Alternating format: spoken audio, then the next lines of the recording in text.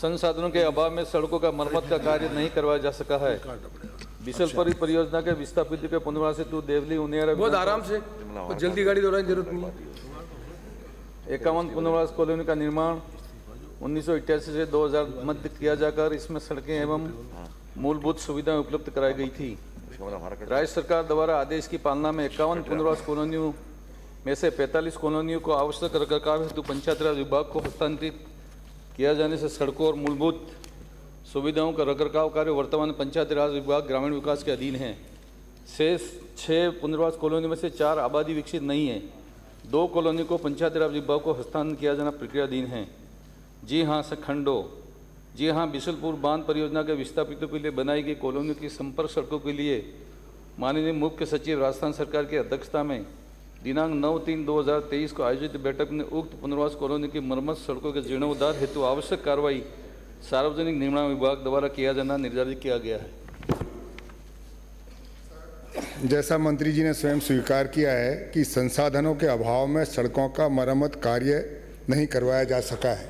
Sir, ये कॉलोनियाँ सन 84-85 में स्थापित की गई थी जब बिसलपुर बांध का निर्माण हुआ था।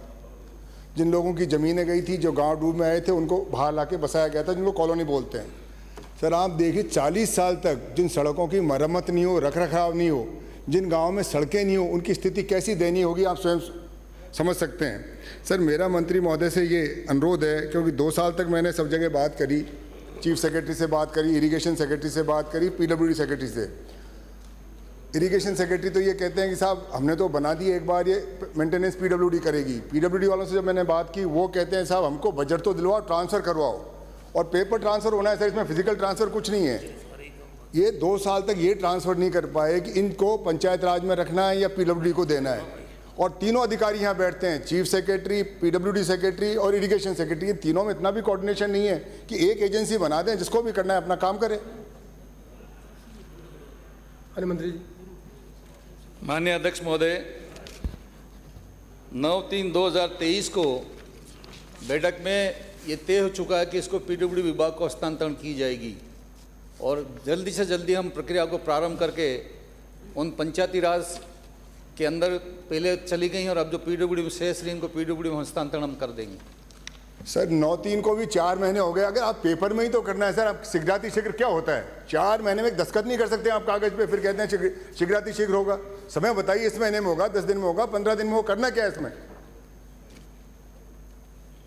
माननीय चीफ सेक्रेटरी महोदय और हमारे विभाग के अधिकारियों से जल्दी से बैठक बुला के इसका निर्णय कर लिया जाएगा। माननीय मंत्री जी, आप बैठे ये बताएं कि कोई भी योजना जो परियोजना बनती है, उसमें जो विस्थापित होते हैं, उनमें जो कॉलोनियाँ बसती है, उनके लिए विभाग की कोई नीति है क्या? ये तो एक उदाहरण है। भविष्य में भी कोई ऐसे बनेंगे तो उनके लिए कोई विभाग ने बना रखा है कि विस्थापित कॉलोनी डेवलप होने के बाद उनकी सड़क, उनका सब करने का काम किसकी जिम्मेदारी है? क्या इनबिल्ड उस इरिगेशन का प्रोजेक्ट का पार्ट है या इसी तरह से खुला हुआ है?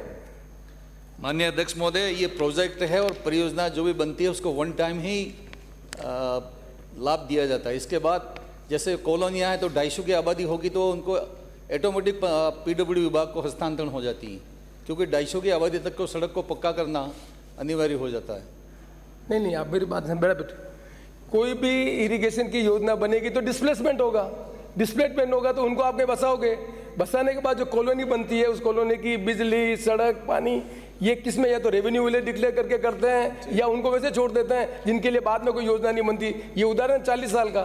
तो भविष्य में जो योजनाएं बन रही है, उनके लिए विभाग ने इस अनुभव का लाभ लेकर कुछ योजना बनाने का काम कर रहे हैं क्या? आपका मार्गदर्शन प्राप्त हुआ, इसके और हम कार्रवाई करेंगे। अगला प्रश्न श्री रामनिवास गावड़िया।